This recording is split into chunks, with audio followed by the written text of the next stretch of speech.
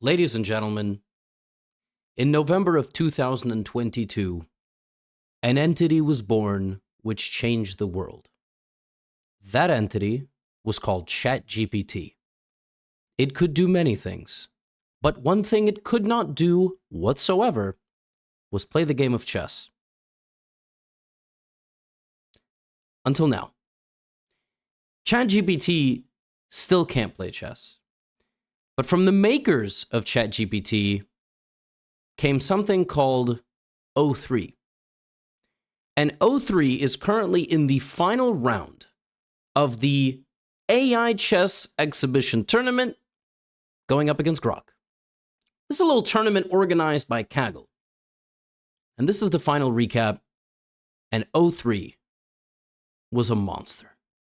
I'm going to show you the games, and I'm also going to show you the hilarious games of the bronze medal match between O4 Mini and Gemini. Now, you would have thought Google, Kaggle, put on a tournament. Of course, Gemini is going to win. Duh, this is just a PR campaign for it. No, it was a completely fairly and transparently organized event, I think. And Gemini's not even the champion of it. So you can, restore your faith in humanity. So, on that note, this was one of the most hilarious bronze medal matches I could have asked for. But first things first, we will go to the championship match between Grok and O3. Now, Elon Musk himself was tweeting about Grok. Posting on X, tweeting. Grok, and all of these are getting updates, right? Like Grok 4, I think, is new. GPT-5 is coming out. Grok had a very, very tough match in the semifinal round against Gemini Pro, and I think it drained a little bit of its life force because these bots are no longer allowed to make illegal moves. They have to play within the realms of the game. We had a Sicilian defense early on, and O3 played the Knight. For some reason, these nerdy LLMs just only hard spam one opening. It's like they play a video game and they only know how to play one character, and even if the other team is countering that character, they will still continue to play that character. Knight to F5 from the early opening. O3 playing the best move, striking in the center. That does look like it loses a pawn because white sees it 3 times and black sees it twice, but the bishop sees the knight, which means this move is impossible. That doesn't stop Grok from recreationally losing its bishop. Like you would think it would have built upon its previous knowledge of the rounds. But bishop to b5 is simply a bad move. The pawn takes the bishop. Knight takes on d5.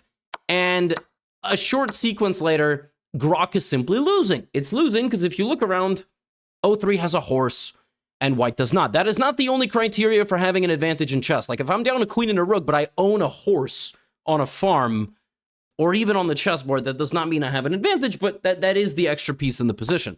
Now, when you are completely winning, one thing you want to do is you want to trade queens and bishops and rooks, because if you do the math, what will ultimately happen is you'll have more pieces than your opponent, so you will win in the long run. Not that you have to do math when you play chess. Please don't think that. Many of the strongest chess players in the world probably don't know how to multiply, all right? But in this particular case, it's good to trade pieces. Black gives a check. Grok blocks. So now I would trade the queen and the bishop immediately, which is exactly what O3 does.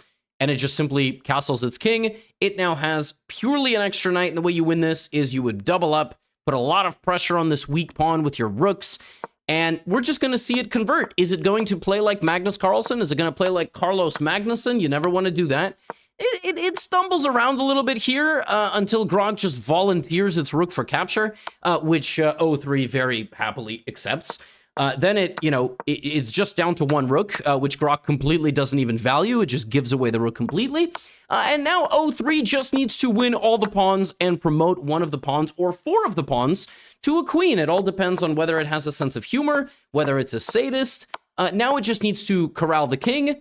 It's trying. And by the way, here with this move, you have cut off the king's getaway, right? Which means rook f6 is checkmate, and it actually spots it.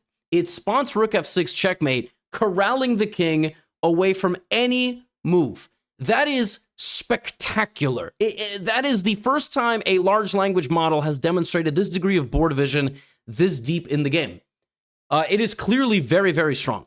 Now, whether it is using Fen, which is like string text for the pre-existing position, or it has a picture in its head or whatever. It's obviously very impressive. Now, that was game number 1. They do play a total of 4 games. Let's see. So E4 was the second game. Again, hard spamming the same opening because they don't know anything else. And they're basically like a Gotham subscriber that watched 3 YouTube shorts and half of 1 video and then just tries to play the opening all the time. And they do it correctly. They play the opening perfectly, just 2 moves out of the opening, they're losing a piece. It's kind of a beginner opening experience. E6, F4, all normal. Queen B6, this is called the poison pawn Najdorf variation. You don't have to know that. It's definitely not going to win you any dates on the dating apps. Rook to B3, Queen to A5. Maybe at the chess club it will. Now, this is just a bad move. This move makes no sense. Obviously, black should be developing a piece. But okay, you know, Grok now falls under an attack. O3 is not doing a perfect job, but it's doing a better job than recreationally bulldozing a queen into a brick wall for absolutely zero reason. Like, the move Queen A2, even at the baseline fundamental understanding, should just never be considered. And Grok doesn't even explain itself. I mean, it doesn't provide any reasoning. It just is like, I don't know, I'm drunk. Black, you know, should be trying to put knights into the middle that haven't moved yet. It should be trying to castle its king. It should not be trying to lose a pawn. Does O3 see it? Of course. Because O3 just sees that a knight here defends a pawn on A2. It's actually not complicated whatsoever. Yeah, I don't know. I don't know. It's almost like before the matchup, O3, this didn't happen for legal reasons. O3 just kind of like went up to Grok and said, you know I have to win. It's like, you know, in boxing, like you punch a guy and they fall and you're like, and then all the conspiracies come out. I'm like, Queen A2, Grok, how much WD-40 did we drink? Like, what's going on? Why are the circuits not working? Queen takes A2? What? Now, it played better just like against Gemini. You remember in the semifinal, if you just tuned into this video because you like the title or the thumbnail or you think I'm cute, yesterday they played the semifinal, and in the first 2 games, Grok was abysmal, and then it played a lot better. So you kind of began thinking like, okay, well, that's just going to happen. And by the way, great vision from O3, much more ruthless and relentless.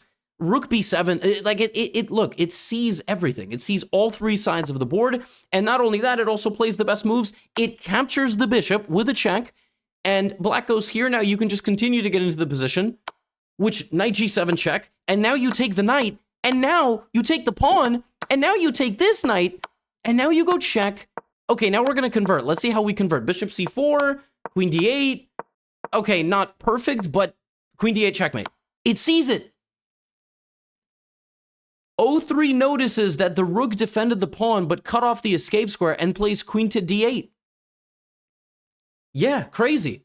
O3, 2-0, like it's nothing. I mean, O3 is basically beating up a kid. Like, it's just like, all right, this little kid doesn't know how to play chess, and that's what I'm gonna do. I'm just, you know, I mean, it literally looks like O3, you know, was sitting across the table from a 5-year-old and was like, oh, I can't believe I blundered my pawn. Oh, no. You know that monkey meme? Oh, no. Oh, no. And then, like, you know, the 5-year-old was like, oh, what an idiot. And yeah. Okay, so it's 2-0, but Grok is obviously going to get better. It plays E4. And now we have another Sicilian defense. I love how they're still providing their reasoning for playing the Sicilian defense as if they're fooling anybody that they were going to play literally any other opening. It's like, I can play the French or the Scandinavian or G6, but I'm obviously... Yeah, like, we get it. All right, we get it. You only know one opening. A6 for some reason, even though knight to F6 is the correct move. Okay, fine, knight F6. This is called the Maroczy bind variation of the O'Kelly Sicilian. You can go write that in your Hinge profile. G6, bishop to E2, everything is good. Nice, we're just getting all the pieces out. Much better, by the way, from Grok, I have to say. Grok has not... Okay, now, if anything from the last game, Grok is going to play queen takes pawn. Okay, not as bad, but still horrendous. I mean, knight D5 is... I mean... Yeah, I don't even know what to say. Yeah, you know, O3's like, okay. Yeah, this is, you know, that made me a little bit sad to witness this. Then it trades, and now, of course, you trade queens when you're winning, or, okay, you keep the queen on the board. I mean, queen B7, like, I don't know. Maybe instead of Grok playing, it was 2 cats in a trench coat? just standing on top of each other. Queen b7's you already know 03 gonna take it, you know, and 03 is now up a queen. It's gonna convert pretty easily, and it does. Rook b1. Now, to its credit, Grok survives checkmate. Not for very long, but for long enough. Completely ruthless game, by the way. Just brutal from 03. But then in game 4, something crazy happened. Okay, so check this out. This is game number 4. 03 already won 3 games. We'll crown it the champion, but first we're just going to look at one more thing. Okay, so again, they play another Sicilian because they're not fooling anybody. And then in this position, we have pawn to e5, bishop to b7, and 03 plays bishop to g2. 03's queen is attacked, and it goes, I'm going to reinforce it with a bishop. Now, I was listening to Hikaru on stream here, and he literally said, I think 03 is throwing to Grok because it feels empathy and wants it to not get obliterated. Now, hot take, I don't think LLMs can feel emotions. If they can, we should probably be terrified. But yeah, I mean, bishop g2, I think it was bound to make a mistake. And it did. It gave up a queen, which Grok took. And, you know, white only is down 6 points, and white is threatening a rook and a knight. The best move here for black is actually to take the pawn. Why? Because if I take your rook, then you take my knight. You continue to gain material, and ultimately, you have the only dragon on the board, the queen, right? Like, you are the fire-breathing dragon, or whatever, blizzard-breathing dragon. I don't know, Pokemon? Like, you got the queen, so you can you can give away a few points of material. Grok now very proudly plays knight d5. Not a bad move, offering some trades. 03 takes with the knight, which makes a lot of sense. Now you take back with the pawn. Very good. Now I take your bishop. Very, very good. Now you take. So now you've made some trade. Now you play pawn to d6. Now here's a very important moment. I am attacking your king and your queen. So this is a good puzzle for a beginner. Do you take back with the queen or with the king? And there is only one way to answer this question, and there is only one way to ever improve at chess. You have to ask yourself, if I play move A or B, does my opponent have a good response? And the thing is, most of you play chess where you play a move and your next opponent's move is a total mystery. It's a complete roulette. It's random. So in this game, Grok took with the queen, and many of you would have even seen queen takes pawn, so it's got to be a good move. Down comes knight to f5 with a fork, a move you did not see. Now you're mad at yourself, but only you could have seen it, right? You had to play with the king and then run the king to safety. And now, yeah, all hope is lost. It takes the queen, the king is in the middle, it finds this move, and now you just win by bringing the second rook and swarming the king, and you also have a 1-pawn advantage. It plays a little bit more flashy, trading off some material. It has rook and 6 versus rook and 5, which is not a win for white, but because Grok is playing black, you're basically guaranteed a win at this point. Grok actually, to its credit, plays pretty well here. It gets an equal position. Now it's even up a pawn because 03 is just playing horrendously. And now it's still equal.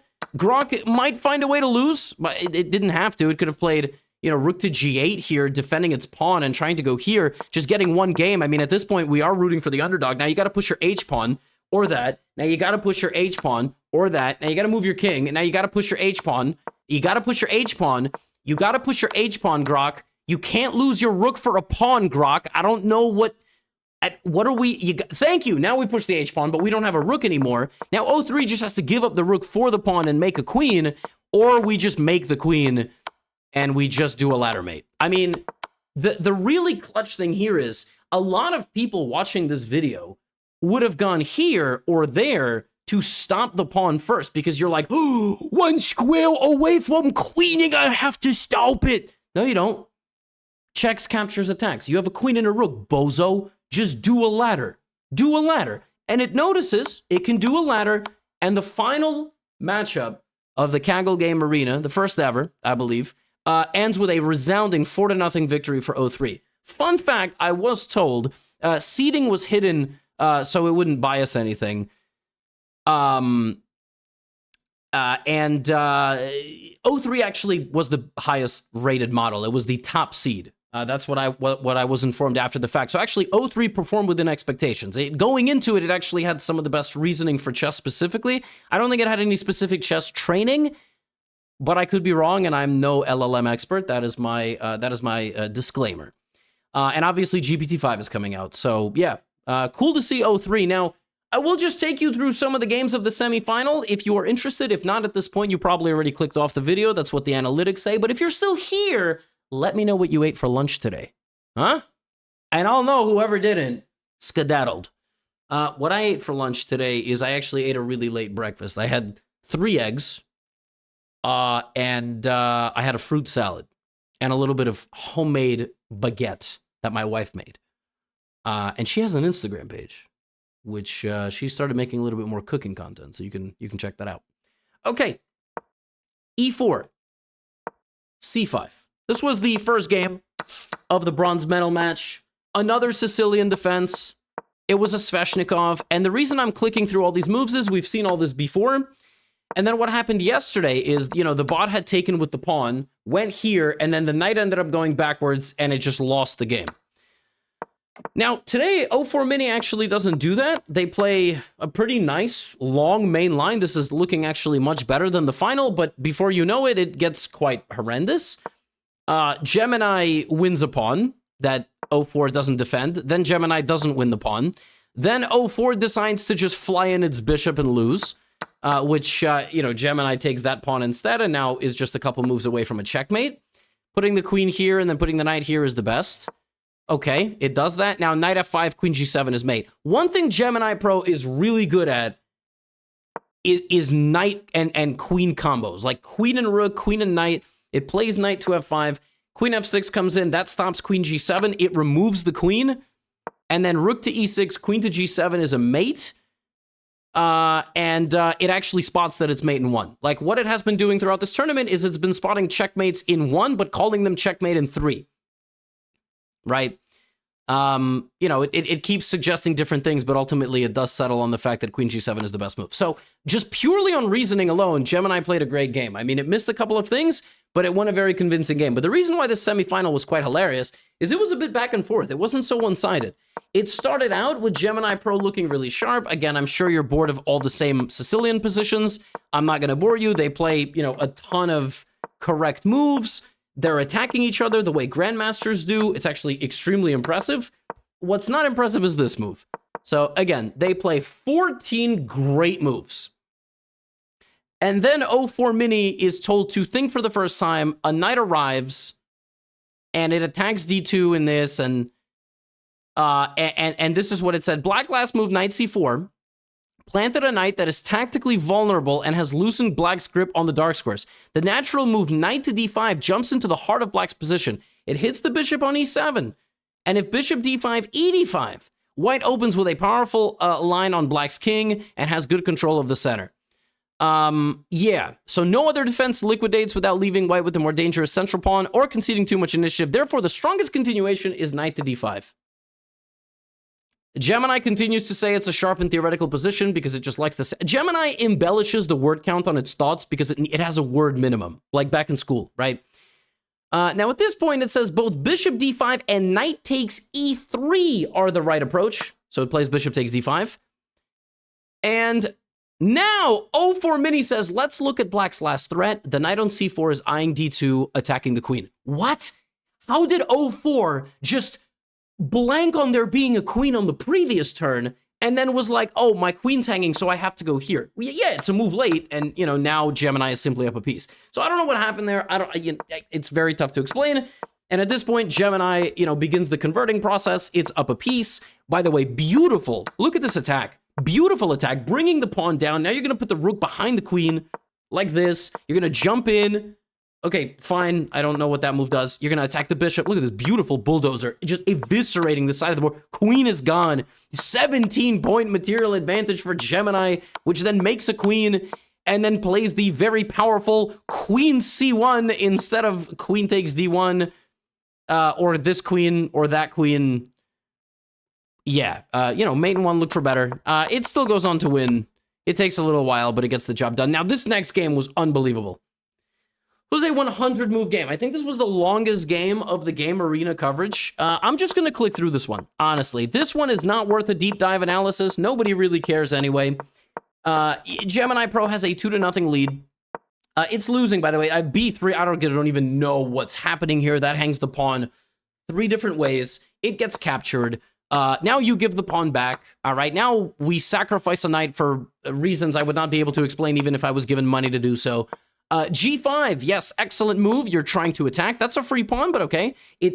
That's a free knight. Not only is this a free knight, everybody knows the saying, right? You guys have heard me say this before. When you have a pawn and a knight hanging, the best thing to do is to move your queen, defending neither, and to blunder a fork. You can quote me. Quote me and put it in the comments. Knight b6 or free knight, excellent. Gemini Pro is up 6 points of material. You can pick up 3 more. Queen h6, queen h8 is mate. Queen h6, queen h8 leads to a mate for sure. That's another free piece. It is now up 10 points of material. Okay, we got a little excited, so we lost the queen. That's fine. We are still completely winning, actually. Rook g1, excellent. g8 is a threat. Okay, bishop d3, rook g6.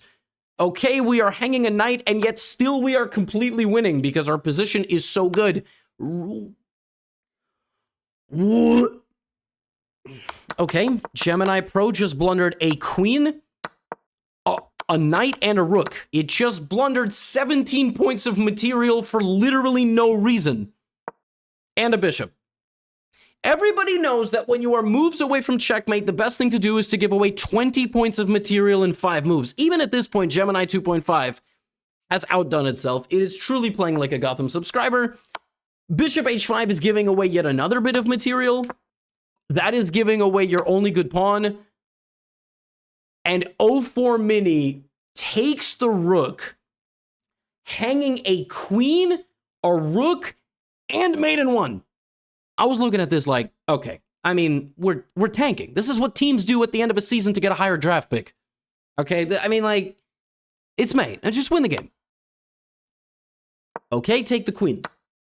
Fine. Now, okay, great. A rook e2, nice. Now it's going to be a battle of attrition. Who is going to remember the position? Because remember, you get forfeited in this tournament if you make 4 illegal moves.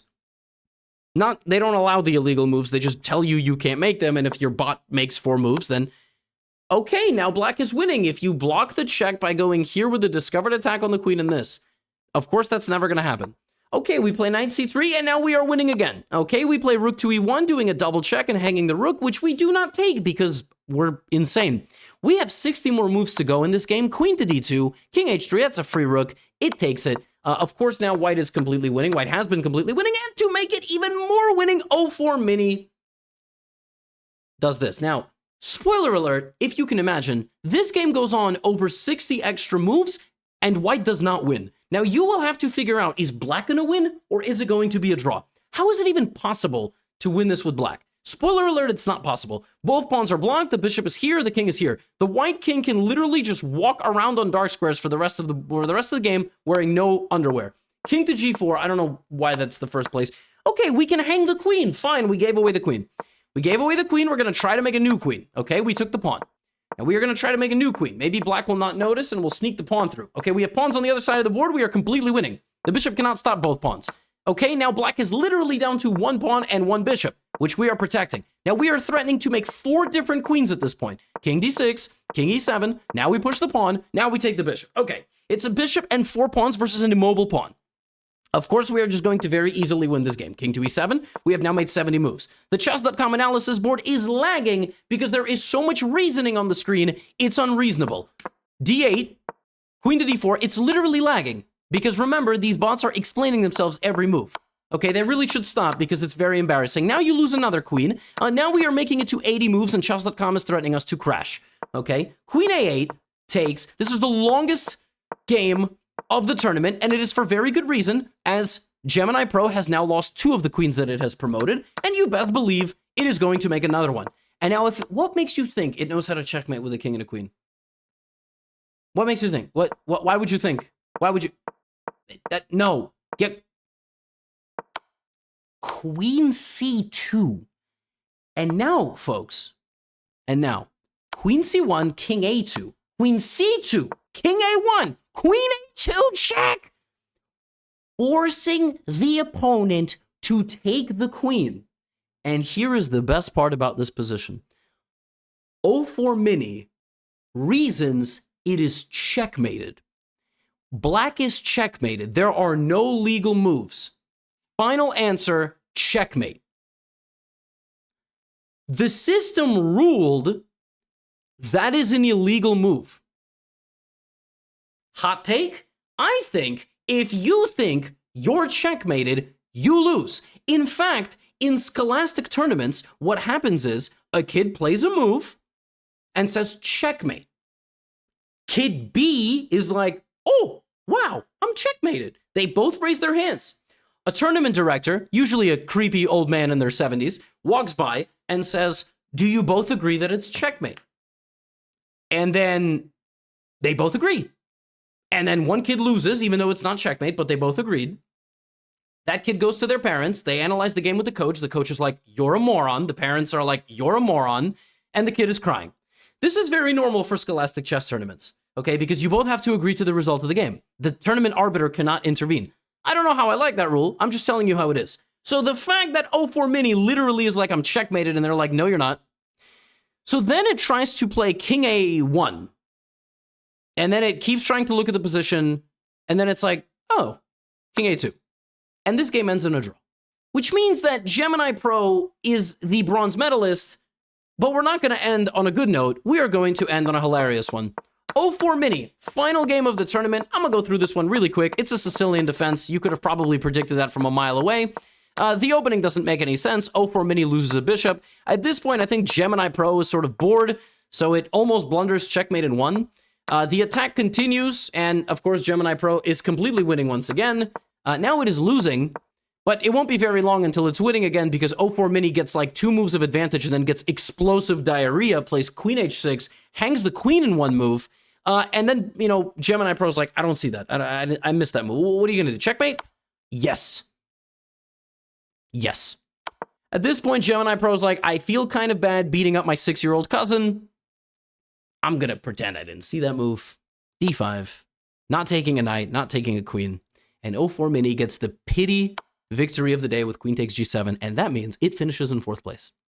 And that concludes Kaggle's first ever game arena. Now, friendly reminder about this event. You know, they came to me, they came to Hikaru, even Magnus did a little bit of coverage today. And the point of this, again, is this artificial general intelligence, this AGI score. How do these reasoning machines, bots, entities perform in games of skill?